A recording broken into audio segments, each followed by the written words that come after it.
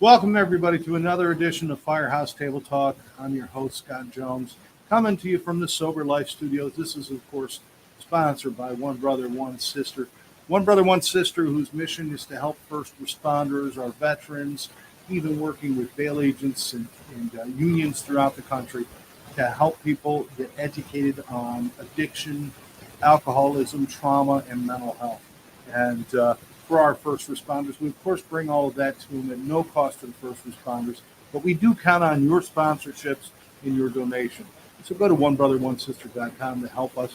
Every dollar you put in there helps us train another first responder, police, fire, medical, all services. We definitely want to help everybody we can. Check us out. Again, onebrother1sister.com. It's on the screen. And also, before we start talking to my guests, I want to make sure you take one moment to like this show. You know, if you like it before we even give it to you, then you're kind of sucked into it, right? So like it, share it with your friends, and subscribe to the channel. And I am here with Captain Juan Velez from the Lauderhill. I lived down here so long that I didn't even understand the difference between Lauderhill and Fort Lauderdale, because I didn't realize. Yeah. But the Lauderhill Fire and Rescue, and you've been there, particularly in Lauderhill, for 18 years. So first of all, thank you for your service. Thank you. And you've been a firefighter for 24 years. You came here from Columbia with your family. Was a firefighter what you always wanted to be? I always wanted to get into the medical field. You know, for some reason, I mean, my dad was law enforcement in Columbia, so I guess maybe I got that from him. Okay. All right. My mom was an educator. She was a teacher. She was actually my teacher for my first 3 years of my life. The toughest teacher I ever had. And I think when I got done in high school, I think. Wait.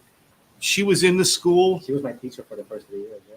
And you had to get teased a lot from your friends. Yeah, I mean, that had to be like teacher's pet, right? No, it was definitely a tough one. It was definitely a tough situation. She wasn't easy. That's how he learned how to fight. Yeah, absolutely. So I think that my passion has been into helping people, helping others. You know, I know sometimes a lot of people say that and it's a kind of like a cliche, but for me it's not. You know, I've been doing it for, like you mentioned, like over 24 years, and I'm very fortunate that I've gone through a lot of stuff. I'm very fortunate I never had the burnout. I think. Yeah. After many years of doing that, I think I realized it because I love my job.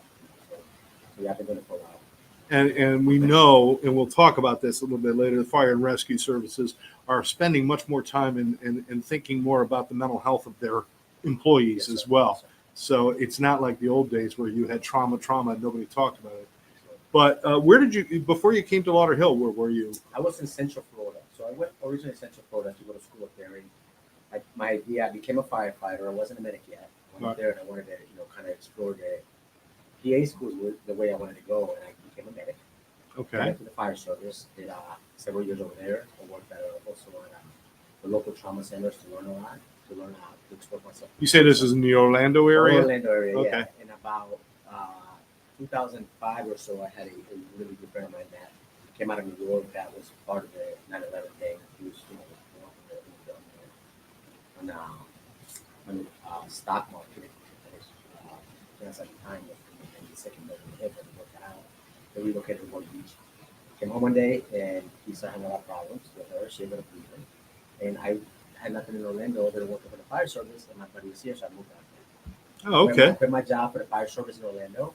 It was perfect timing because at that point in 2006, everybody was hiring. So I didn't want to go back and forth. So I left Orlando and I came down here and applied at many different places. And the last place I applied was Lauderhill.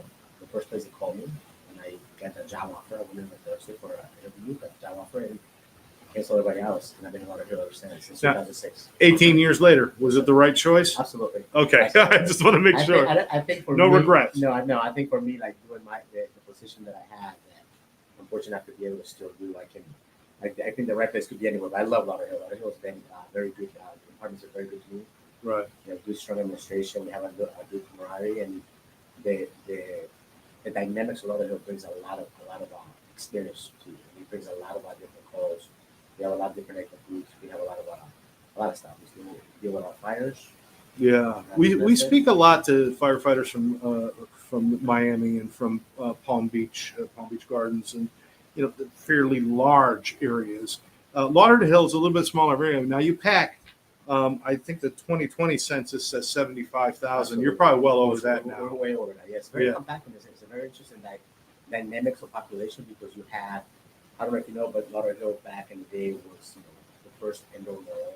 They had Yeah. Jackie Gleason. They had a lot of Steffi Grant beside there, and it kind of turned a little bit. Now you have the different demographics. So you still have different generations. Now I heard there's even nicknamed Jamaica Hill. Jamaica. They call that. They will have a lot of Jamaicans. We have a lot of people in Haiti. Okay. Some Spanish, but actually, Lauderhill actually has the description that some residents do is that shallow side and deep side.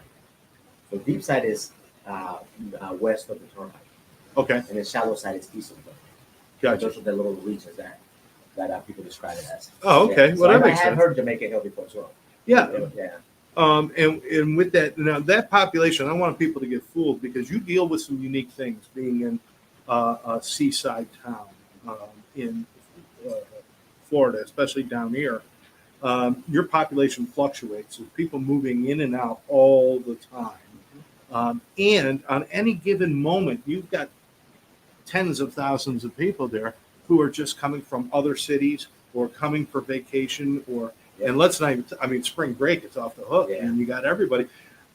That fluctuation of people coming into your town every day, does that create unique problems for fire services? Absolutely. It's we have a lot of we host a lot of events. Lauderhill has. Oh, that's right. I Yeah. think it's the second maybe. I'm not sure. I don't want to misspeak, but we have one of the I think it's the second sanctioned cricket stadium in the United States. So cricket, that thing they do in. Yeah, I tried watching it. I couldn't figure out if it was baseball or croquet. It's I didn't understand. It's a very interesting game. I've actually worked a couple of them. Oh, okay. So when they had the tournaments, the World Cricket Cup, they can't just play in a stadium. It has to be a sanctioned stadium, and I think it has something to do with the kind of the blessing that the upper give them, and it has to have dirt from the very original cricket stadium. Yes, I've heard that something like that. It has to be there's certain things that it has to have, and we have the stadium. So we're going to be hosting. I think there's a tournament coming up here pretty soon. But when those tournaments happen, we also host the Haitian Flag Day. We also host Juve, which is a Caribbean festival, and now that poses a lot of challenges because now you have people traveling from all over the country and outside the country to come to Lauderhill and they convey Lauderhill, and the traffic, the responding to calls, it's just a whole different. And not to mention, I mean, many times a year, it could be a dozen times a year, you're going to have a music festival, you've got arts and festival, and sometimes they're shutting streets down and they're doing different things, and so it's constantly changing. Is that good or bad for you? Oh, for us, it's probably exciting because it's exciting, and our department has done very well at adopting. Like we had side by side, with like four cars, stretching them out of the back of us, and trying to get to that. We have bike medics, so we can. Whoa! I've seen the bike police. Yeah, we have bike medics. You got bike medics. That's brilliant. I'm actually certified as well as a bike medic. Amongst other things. So we'll deploy the bike medics throughout the events. That's a great idea. That way you got people right there because I can't imagine if they're in the middle. If the event stretches 6 blocks or 7 blocks, which sometimes they do, if they're in the middle of that, it could be a nightmare getting to them. But that was a brilliant idea. So we have that medic, the bike medics, and they carry the basics, like an AED, or something. And unfortunately, Narcan these days, obviously. Yeah, that's a big one. Yeah, we have it's unfortunate that we have to prepare for stuff like that. Unfortunately, it's very exactly that goes up and down. So we'll keep trying to prepare. We have a couple of years in the scene that we can. Yeah, absolutely. We're going to be talking about what you're doing today shortly. But you guys have to train. I've got friends up at Palm Beach Gardens in Miami and Fort Lauderdale. One of the things that really, really gets me is people get this idea that you guys go to the firehouse, you sit around, play cards, cook chili. Right. Apparently, you're always cooking chili. You've got a Dalmatian running around, and you guys don't do anything all day until the bell rings. But you guys are like constant training. If you're awake, you're training. Is that true? I mean, and why is that so important to be training so much?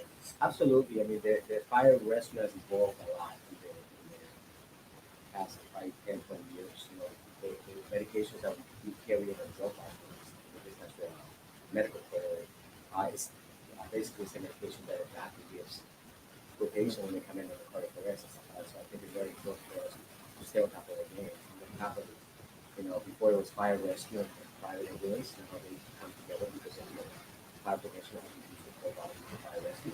And now we have to do both. So we have to stay on top of efficient fighting fires, the tactics of fire, because it's kind of a little tricky. You know, you can do something one wrong move to use oxygen or something, and now you have a situation where you need to prevent it. So everybody within the fire service, that's just another problem. I think they take it very serious and they understand what the risk are. So medically, to understand not only what medications you're going to be carrying, you also have to understand what is out on the street. Absolutely. And what people are taking. Then from the fire side, you know, electric cars are a whole different kind of fire than a regular car and things like that.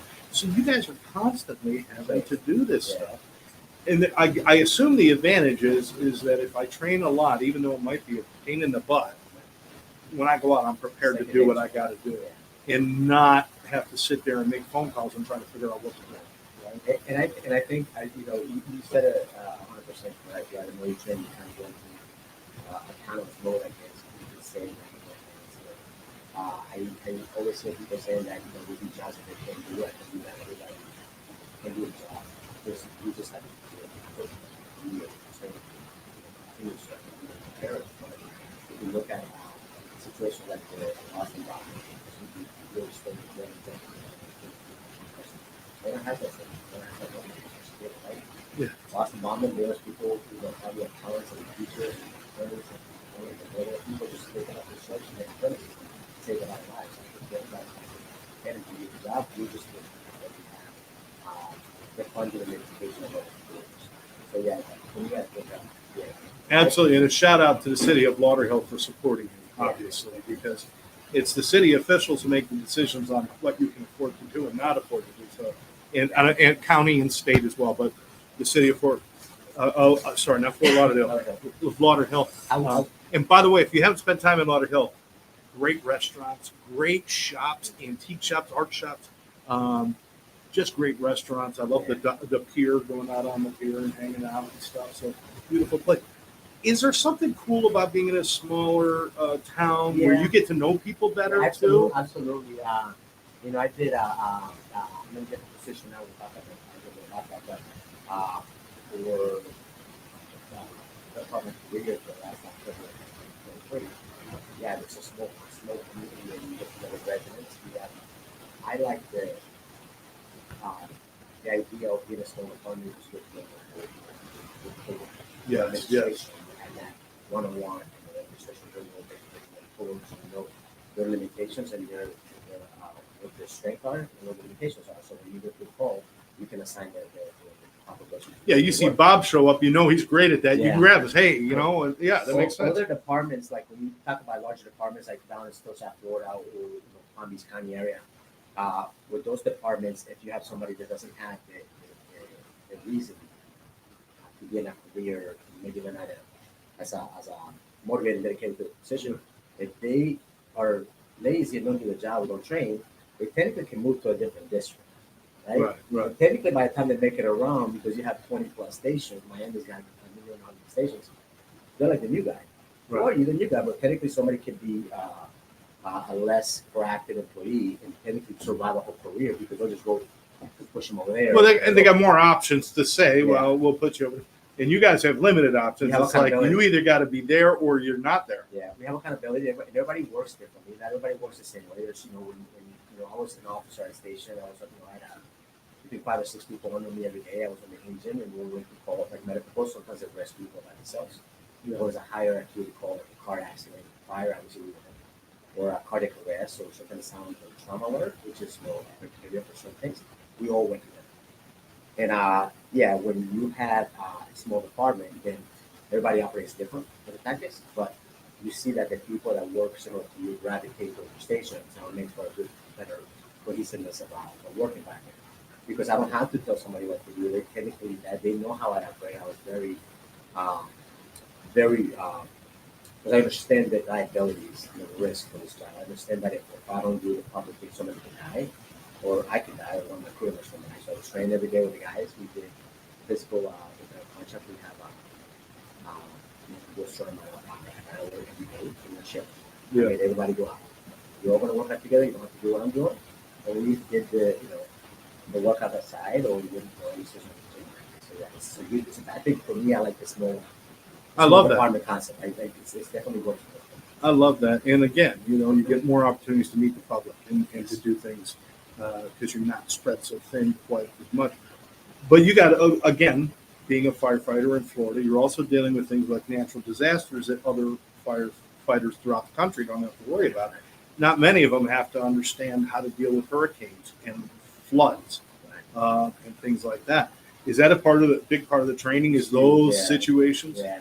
So you can become a process EMT firefighter, and then if you want to progress, you can become a paramedic firefighter. But you can just literally become anything. In my career, I've done fixed wing transport, medevac, which was part of a system before my son was born. That would fly to the islands, Central America, South America, Spain. My passport looks like it's got chickenpox from Jamaica. I'm a same kid.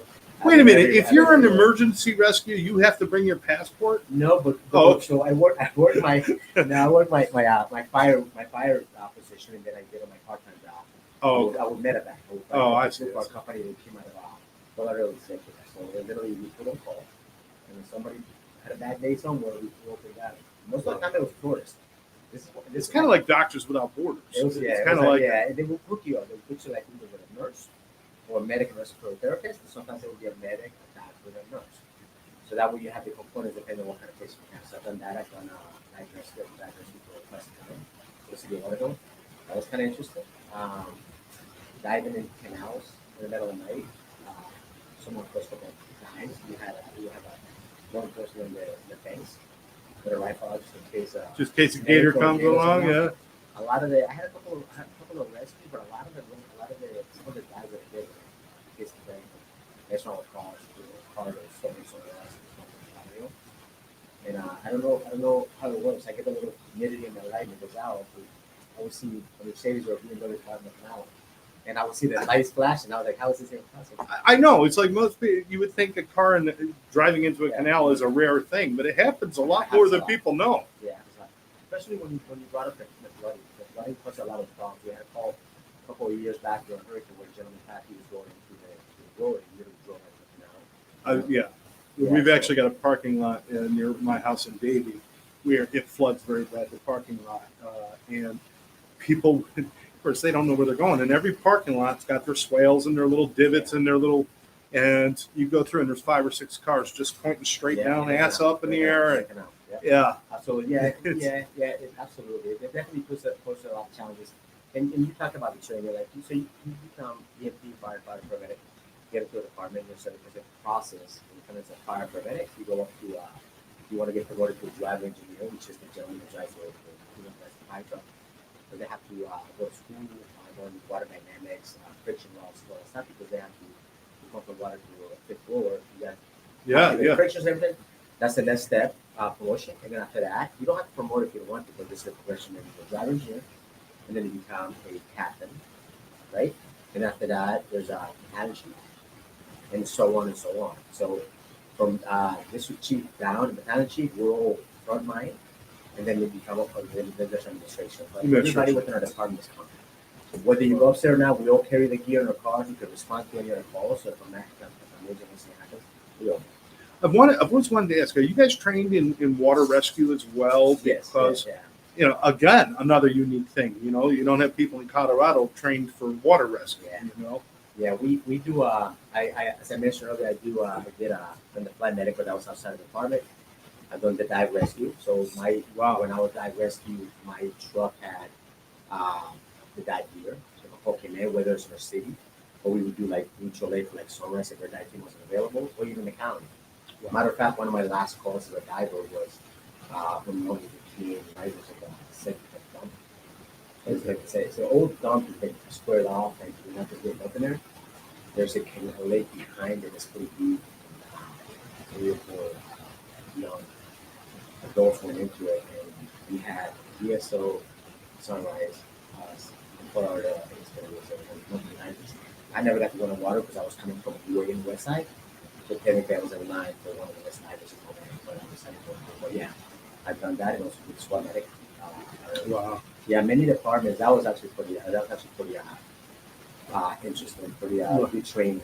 You know, we had to go to SWAT school, rifle school, and Lauderhill was one of the first departments. There's some departments that carry their weapon, but the paramedic firefighters are deputized. They're full time department. Right. Miami, we actually were firefighter paramedics that both of us with you, that we could actually carry a sidearm and really efficient the rifle courses for the airport units and all the shotguns and all the special weapons and stuff. So I did that for them years. That was pretty interesting. That's cool. I want to talk about what you're doing today, but before we do, I just want to get rid of this one idea because we're going to be talking about actually the real work in the community and the things you're doing. But the community of firefighters, fire rescue workers, police, all of that in this area, do they all work together well? Before we get into the public, those communities where, I mean, I know when the tragedy at Seaside happened, everybody showed up. And, you know, it's kind of like that's, but I want people to understand that's for you guys, that's every day. You're there for the other towns and other places. There's not those rivalries where it's like it's not on our problem or anything. How important is that they all work together? Yeah, the cohesiveness between law enforcement and fire rescue is so important, but the relationship with your surrounding fire departments is just as important. So there's different systems, right? So we are a 4-station department, right? Okay. And we're surrounded by Sunrise Foundation, MRAC, Fort Lauderdale, and DSO, right? Yeah. Before we used to have what was called the mutual aid agreement, right? The city has to come in with the mutual agreement. So if our department had exhausted all the rescues or all the ambulance, they would come up on the radio as a county chief or one of them would say dispatch mutual aid. Right. In the past several years, it's now evolved into automatic aid. So we have automatic aid dispatch system with Sunrise, MRAC, DSO, Fort Lauderdale, and now with Plantation. This is on the side. Right. What that means is that if Lauderhill is here and Sunrise borders here, a lot of times they put the units or stations strategically, right? They put like station 57, station 39 for Sunrise here, and station 57 for Lauderhill here in the outskirts of our units, right? So that they're more connected, closer to each other. Now, before it was to be able to cover your city. Yeah. You could have it before when it was mutual aid, and before that, Sunrise could have a call right here. Lauderhill's closer, we won't get dispatched. But now with the new automatic aid agreement that we've had for several years now, a lot of times Sunrise runs calls in our city with all the crews being at the station. They just happen to be close to that. All the units are geotagged, so 911 can see who's closer. So now we have the agreement of running. Now we technically are multiple different fire departments. We're operating as a Metro Broward Fire Department. I love that. So yeah, so we do a lot of inter-facility training, inter-agency training. Matter of fact, the training that you guys are providing for us is very important for us. That we put together for the March 4th, 5th, and 6th. Yes. That's going to be multi-agency. We're going to have Cold Springs ready for Sunrise, and Gate. So we're going to take some of the units. We're going to post a lot of those, so we do appreciate it. Oh, look forward to it. That's great. Yeah. That's great. I don't get out of the train as much, but you'll have Karen and Joe there. I'm the guy who sits and writes and creates and does this, but I would love to. I'll probably come out for a day and do a little something. You can come and do a lifetime with us. There's a way when you come in right along with us and go on to the city. I've been invited on those, and I just, it's not my cup of tea. I don't know. But I want to interview people. I want to learn about, I want to talk to more firefighters and fire rescue and learn more. But let's get into this. So that's great. We're thinking about the community as a whole. Instead of saying this is where the line is divided, we say, listen, whoever can get there and do the best, let's bring them. Right. So let's do that. So now you've moved into a place now you've earned the right to do what you want to do after 18 years. I'll tell you that. Yeah, thank you. And thank you again for your service. But now you're doing more of really working within the community. First of all, how did that come about? And then what exactly are you doing? So we put together a program, and we didn't invent anything. There's a lot of different programs out there. Just every program is specific to their group. Each demographic is different, Yeah. so the program's different. Yeah. Correct. The program that we put together was back in October 2023. It was one of our professional commissioners down. Got together a chief and worked out the creation plan in the state and got some funding for us to start this year. So the department did a process, they did a review process, and they selected a partner first, supervisor, as partner owner, and then they selected me, and then they said, we're gonna put a program together, we're not really sure what we're gonna do, you guys, trust you guys, you guys are gonna do it. A couple of residents got a take-home cars or uniforms, and use with this uniform. So we do now, it's mainly, if you're familiar with the term, the social determinants of health, it's literally what we're going after. It's a known fact that the social determinants of health, which is education, finances, mental care, food insecurity, all that stuff, become so many stuff. So that's how we started the program. There's a couple of teams in the city. Sonos was the very first team that started, and there's one medic, Cold Springs is the other. So in Sunrise is Claire, Talia is Cold Springs. Lauderhill has a social worker and medic, and Davies have 2 nurses. Wow. Very expensive. And Hollywood is something coming to have a social worker, they come out of County County, and they're very successful program there, run by Lauren Hill. And she has a social worker, and they have a couple of medics that work. So, yeah, we started, you know, a little bit about how we started the program and what is it that? Yeah, you know, as you're talking though, I just remembered I trained out in Las Cruces, New Mexico. And I went out there and trained, and they were telling me about this community program that they were running. So obviously it's been around and stuff. I didn't really make sense when I heard it then, and I kind of forgot about it. But now that you're talking to me, I'm like, that's what they were doing. Yeah. And they were telling us about the real specific problems of where they are. Geographically, there's no city around. I mean, it's not like you can go like here from place to place to place.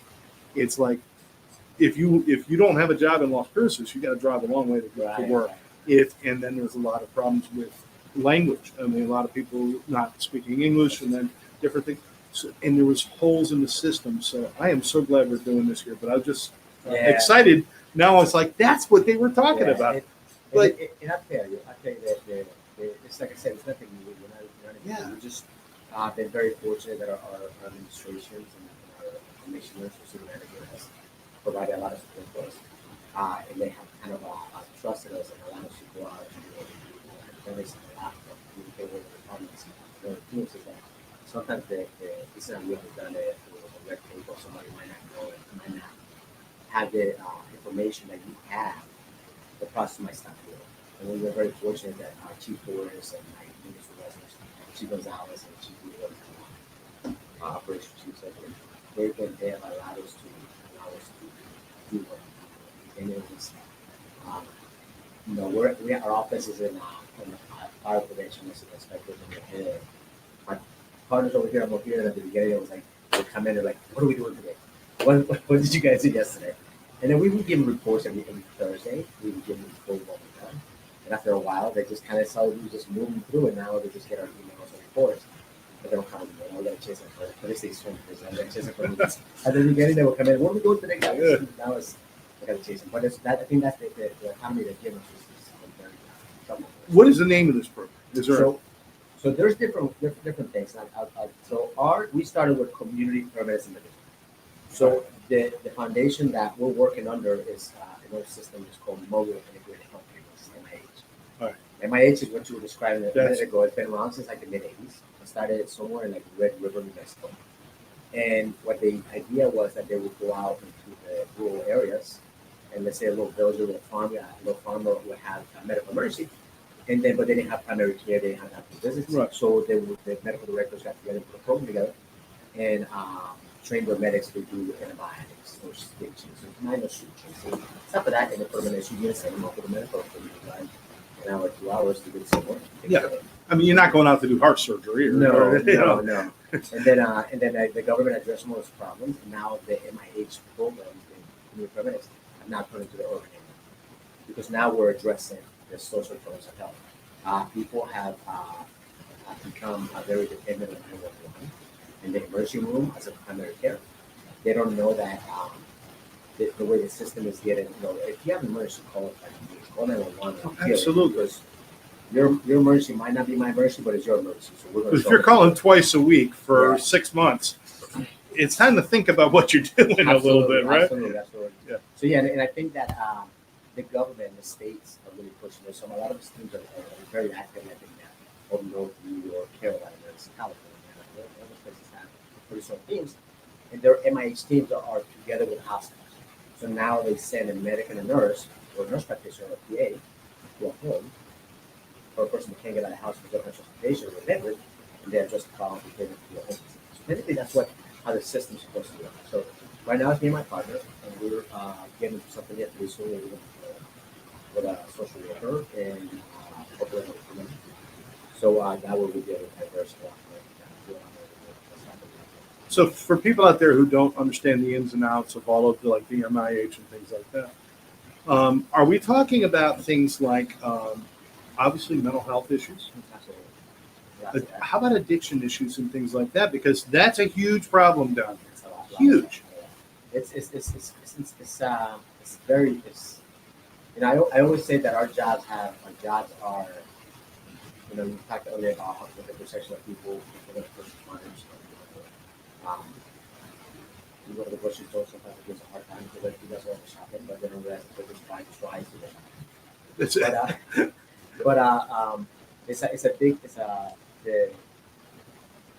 Anyway, so I always say that we sit around and we really wait for somebody to have a personal lives. That's how I describe my job. I say we have the crazy jobs that we really sit around and stay and happen in our families and watch what we do. Or if we wait for somebody to have a personal lives. It's a crazy concept, right? We had Lauderhill in the past, and not just Broward County, not Lauderhill, but Broward County, our fentanyl was a nightmare for us. I can't tell you how many sweaty, naked human beings I've wrestled in my life because of flaka, ketamine, to sedate them, to taking it was like, thank God Crocodile didn't make it here. Yeah. There was very little, but it didn't really. Flaka was big. And then there was times that I was, our narcotics always been in that. One of the weapons of drugs as far as we never addressed somebody's overdose. But when carfentanil came around, there was times that I pushed 4 milligrams of cocaine before I could actually do that. I do before I get the person because that stuff is just so much strong. And now you deal with the other ones with silence. It's just the stuff is. And worse, people going out and thinking you're getting one thing, and it's either laced with or made from something else. I had a woman that had 2 kids. She didn't have addiction problems.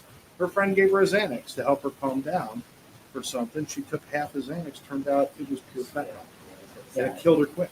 And so, I don't know. I mean, we fight the battle to help people with addictions and stuff.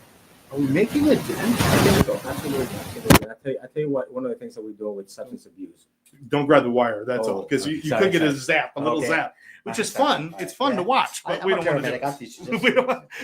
So I don't know CPR. I'll just step on his chest. If he doesn't wake up, he's done. And listen, we teach CPR probably about 60 people a month, 30 to 60 people a month through our community. Oh my God, that's great! So that's something you're doing too. Is you're giving those courses and stuff. I'll tell you about a little bit about our program. So we have, please. We started this way. We got the appropriation funding, hired me and my partner Shiniko Johnson, and then we did a query which is under state kind of guidelines. Anybody that's called 911 3 or more times in a month or 10 times within a year. So we did a whole year of a query through our report writing system and found approximately 180 people. Right? They were calling either 3 or more times a month or 10 times within a year, right? And a lot of stuff. So we did that, and then we started going out to our community partners. One of the things that I can tell you is that Broward County's got some underserved communities and it's got some problems. It's got some substance abuse and behavioral, but the amount of resources are right here is incredible. Like I had zero idea what I was getting myself into. It took a little work for us to, learn a lot of resources, but through meeting people like you and Karen Hurley, literally you meet this person, they see how you operate, and next thing you know, now you met 3 people, and from those 3 people, you meet 10 more people, and it literally just branches out. And just think, you're a professional, and you weren't even aware of the resources. So imagine the public has no idea. No idea. And even I'll tell you right now, even people that have been out here in the field, I've noticed that they've been out here not for profits, because we deal with a lot of not-for-profits and government entities and stuff. There's a lot of people out here that are running with the word that's being used so much now, silos, right? They're running parallel to each other and they don't even know. They're duplicating the same process. But yeah, we started going out to we went out to ADRC, made some good relationship out there with the administration up there. Healthy Start, Marta Gutierrez and Monica Keene have been amazing as far as our referrals. Good program. Maternal health as well.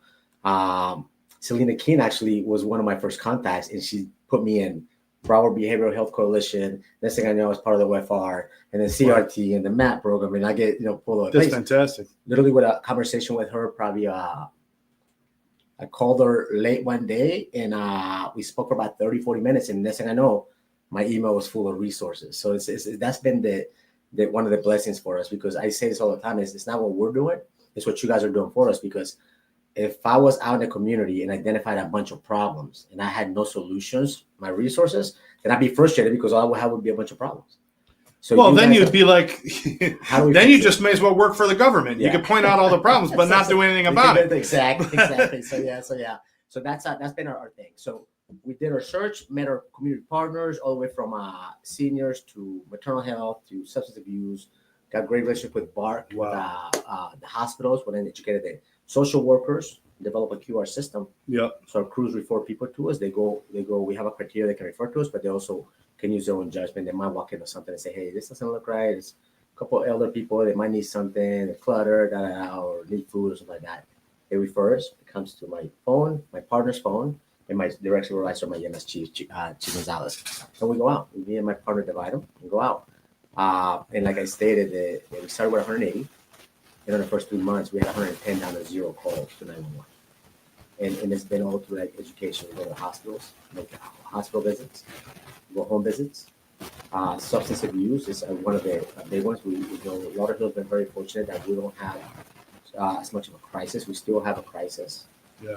Some of the other departments within our area, but we have put a couple of initiatives in place, and one of them we partner up. One of our early partners with was Jen Tillman, Lisa Killer from South Florida Opioid Alliance, and Jen was another one of those. They literally grabbed me and Shaniqua and dragged us everywhere. Matter of fact, I think Jen is the one that invited us to the WFR, which is the Overdose Fatality Review Committee. And she dragged us everywhere. So with them, we've got Narcan. We get Narcan from the South Florida Alliance. We get Narcan from the health department. And what we've done is we started a Leave Behind, and I'm sure it's not something we've done it, but Leave Behind, we have Narcan boxes on the rescues and agents when they identify somebody as an overdose. We get Narcan. They leave the box behind. We told them, we made a protocol. Don't ask them any questions. Don't kind of intimidate, like scare somebody. And there's a QR code and a phone number. And let them know if they need more Narcan education to get involved. As soon as that person is transported, we go to the hospital. If we go to the hospital, if it's like on a weekend and we're not working, we'll go to their homes. And we've had a lot of success being able to talk to somebody and got people from their home admitted into substance abuse. I've had from Westside Regional, and I've gotten many phone calls because I had the relationship called BARC admissions and got somebody right into admissions, and they, in a different scenario, they were in their home. And then along with whatever they were going to use, that could happen. So we've done that.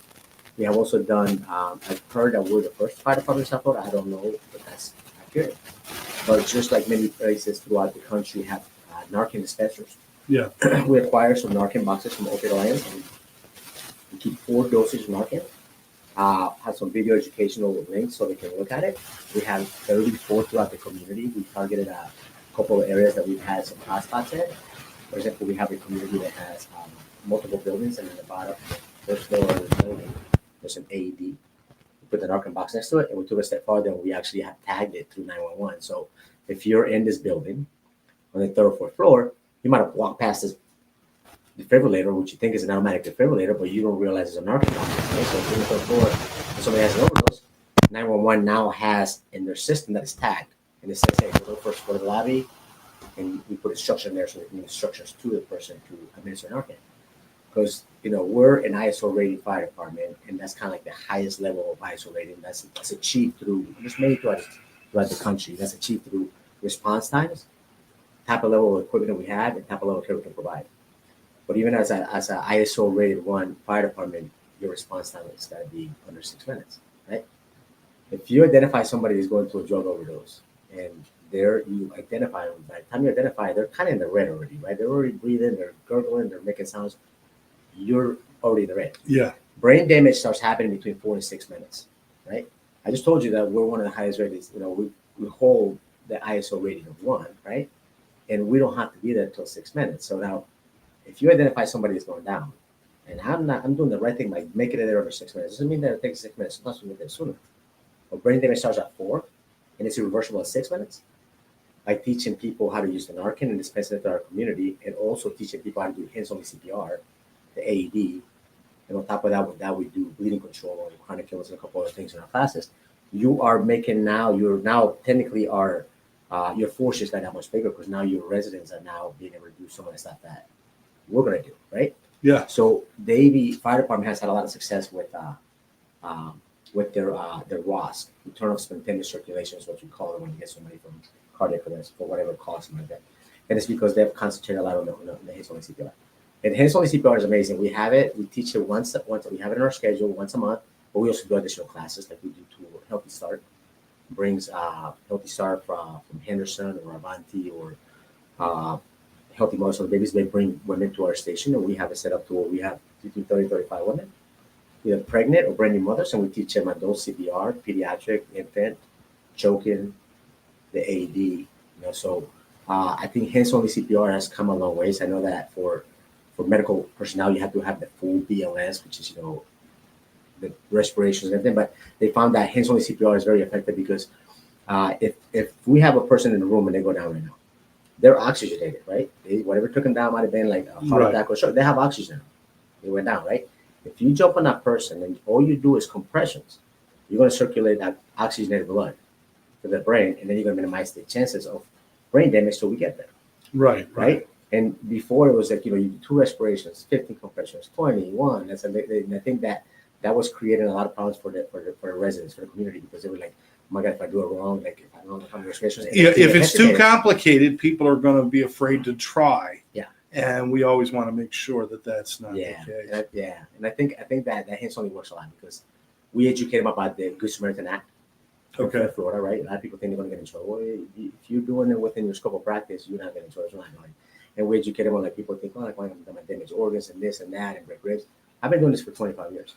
The people that 24 or close to 5 years, the people that I've been able successfully to bring back from cardiac arrest, I've never had one that said that his liver was lacerated or his lung was punctured or none of that stuff. You separate some cartilage within the ribs, and that's what people describe. But in reality, you're not doing anything. A rib could get cracked. I get that. Yeah. But you know what? If it's going to save their lives, I don't think it's a problem. Most time it's just cartilage displaced. And it heals right back. So it's I think that's big. Well, let me ask you a couple questions because we're running out of time. I want to get this. First of all, have you seen a difference in the community since you've started this program? You've been running, about 15, 16 months now? Yeah. Absolutely. Are you seeing some things that are really bringing light to the area in Lauderhill? Absolutely. And I think it's the public education. A lot of people will miss doctor's appointments because of the transportation. Anybody that has insurance technically has a broker or phone number they can call so they can pick you up, take you to the office, bring you home, take you to the grocery store, bring you home, take you to the pharmacy, bring you home, and people don't know this. They miss an appointment. Now the doctor can't get in for another month or 2 months. Now you're hypertensive or your diabetes or your seizure medication or whatever it might be.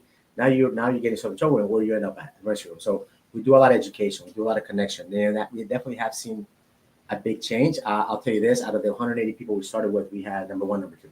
And I'll tell you a couple of stories about them. I tried to hook them up with South Florida Wellness Center. JP came out there from there. I tried to hook them up with Henderson Crisis. They came out. These guys are extremely intelligent. One is abusing alcohol. The other one was just whatever he held up. Just to give you some numbers, the number 1 guy visited our local hospital 645 times in 2024, right? 600 times in 2024. 645 times. Wow. That information came directly from the insurance company at the time, which is Aetna. 645 times, right? The gentleman was very intelligent, but he had an addiction problem. Unfortunately, he came from a family, a mother addiction, and he would go get a treatment at the hospital because he has some respiratory problems. Go ask for money, have whatever medication you could get, drugs you could get, and then go to the hospital. You have belly pain and so, right? So that's 645 times. So if you look at the average ER visit, right, it's between $2,000 and $3,000. I'm sorry, $2,000 and $5,000. Yeah. So just do the math at $3,000. Put him in the middle. That's over $1.9 million. The other gentleman got transported to the hospital 720 times in 2 years. Do the math for him. So I didn't know what to do with those guys. I brought teams out to try to help them out. Didn't know what to do with them. And then I went to a conference at Fort Lauderdale Behavioral Center. And they had a conference there, and one of the doctors started talking about Marshman Act. And I learned about the Marshman Act back in school. But I never see it utilized. You see the Baker Act all the time for behavioral. Marshman Act or Ex parte can be done by anybody. Family member can be done by someone from the community, whoever.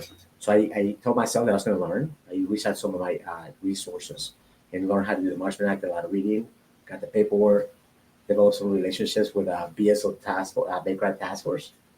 And I did my first one. I filed my first Marshman Act. And I filed it at 12 o'clock, and by 3 o'clock I got a phone call in the courthouse to say, your pickup order's ready. I'm like, what, 3 hours? That's cool. Hey, what's happening? Me and my partner were super excited. And at that point, I was like, what am I going to do now? Now how am I getting picked up? So got the gentleman picked up. He went into treatment. He came out because he ran out of insurance and discharged him without contacting us because we could have got him into BAR, which handles no insurance. But he's now back in treatment. He didn't want to go. He knew that he wanted to stay in there, and they literally he ended up here on an Uber at the hospital. So that's my number one guy. Number two guy made it 67 days. He was in a transition to go to the art program with Salvation Army, and he was having a lot of family support, and something broke down with the family support. And you know how support is extremely important for somebody with addiction, and substance use disorders. And the family kind of backed out, and that kind of technically set him back. And I got a call from Coral Springs Park saying that he had left. So now I went to court yesterday and asked for another petition. So now I got to pick up order. I'm waiting for him, pick him up again, put him back in the system. Because the system is great. People think you just go to these treatment centers and nothing happens, but in reality, the systems have social work. Hey, you need your ID, your license, you need work. We'll find you. You need to apply for insurance. The system is really working. I think Broward County has one of the best programs. I think they were very aggressive, and everybody's gelling. All these committees, all these community partners are coming together, and they've been developing the relationships. Has been one of the best things for us because I can pick up the phone and call one of these people and have one of the community partners and have the resources. Well, the fire rescue service by definition is it's reactive. It's something happens, you go do it. This is now something where we're proactive. Yeah. Let's go out and find the problems before they happen, or the things that are just starting to elevate. Let's go deal with that. You're absolutely right. And I love that. And I think we need to see more and more of this work in the community. It seems to me when I was a little kid, and I'm talking, 50 years ago, we had Officer Friendly come to the school. We were always, having the firefighter day and different things. And it seems like we lost some of that touch. And now it's coming back a little bit. We do a lot of. Does it feel kind of nostalgic like that? Yeah, absolutely. They definitely it's coming back. We do a lot of community education for the schools, the youth groups, all that stuff right there. So absolutely, it's good. And I'll tell you this. I know we run out of time, but I'll tell you this. A chief from Coral Springs during a conference that we had or a meeting that we had, it made a statement, and I use it all the time, and I give him credit for it. And he said that this program, this MIH programs, community paramedic programs, are to the fire rescue, the fire department, what fire prevention was back in the day.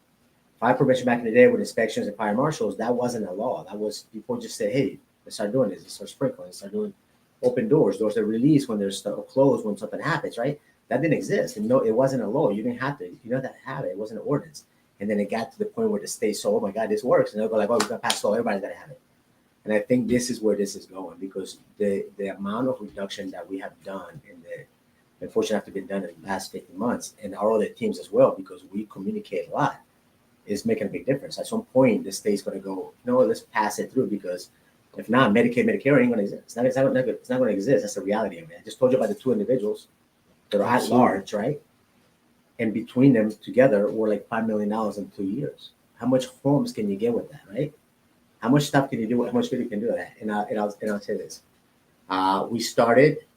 we went and met all the teams and got ideas from them, right? So it's been kind of a collaborative from the beginning, and then me and my partner started talking about the collaborate thing, and then we started all the 5 teams. We have a WhatsApp page that we communicate in, and somebody's a resource to put it in, and it's boom, boom, boom, boom, boom, all the resources pop in, right?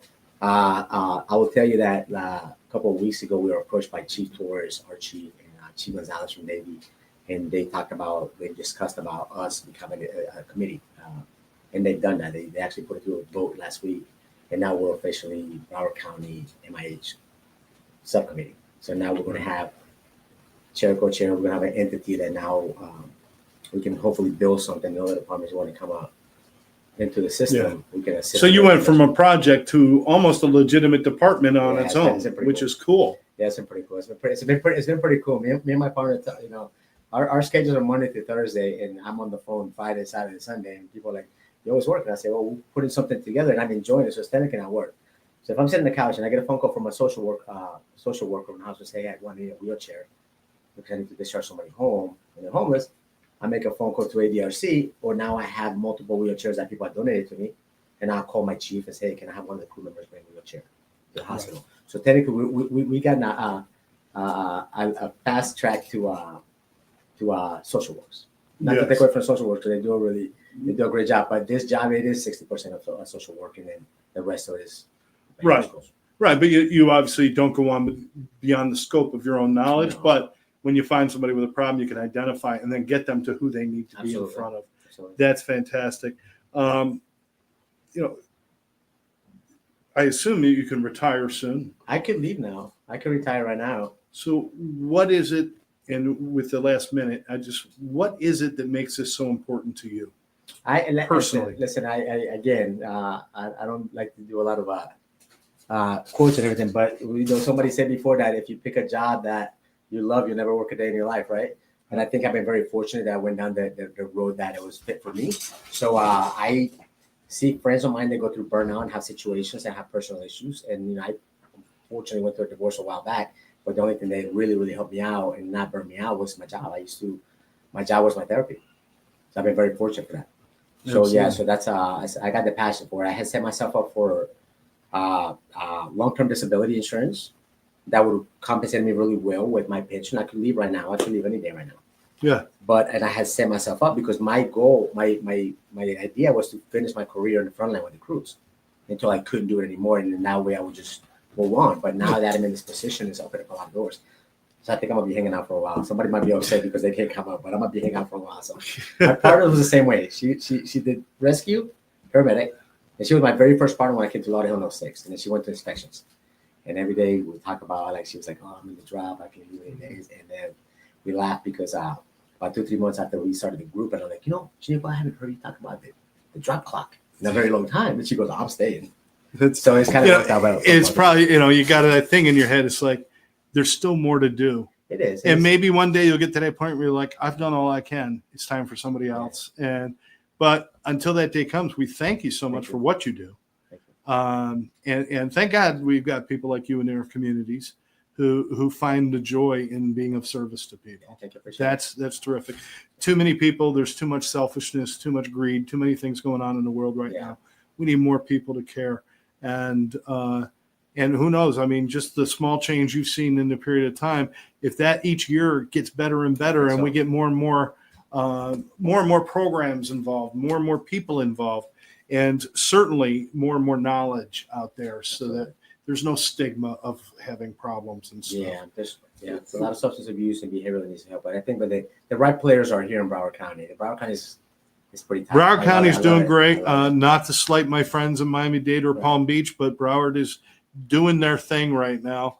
And like I said, if you do visit Lauderhill and you run across a police officer, a firefighter, paramedic, EMT, thank them for their service. Give them a moment. And I've never seen a fire department that would turn down a box of cookies sent over to the station. So if you want to thank them, you know what? There's simple things you could do. Send them a box of cookies or a pizza or some donuts once in a while. Donuts are for law enforcement. We'll take we'll take the cookies. That's a good point. Thank you, Scott. Hey, We appreciate Karen Hurley and our community partners. Thank you guys for what you guys do for us. And we're looking forward to having you guys at the station for training and continue to have more training in the future. Thank you guys. thank you. And as One Brother, One Sister continues to bring training to our first responders, again, a reminder, you could be a part of this process, helping people getting training at no cost to them, because God knows they put enough on the line for us. We can do this for them. Go to onebrother1sister.com. A $5 donation, a $10 donation, a $100 donation, whatever you can make. It is appreciated. We are a national 501c3, so that is tax deductible. Also, don't forget to like and share this program with your friends. I want to thank my guest, Captain Juan Velez of Lauderhill Fire and Rescue. And thank you again for your time and all the things you do, my friend. Thank you. And thank all of you out there for continuing to fight the good fight, make this world a better place simply by caring about our friends, our families, our neighbors, and our communities. For Firehouse Table Talk, I am Scott Jones saying take care. We'll see you next time.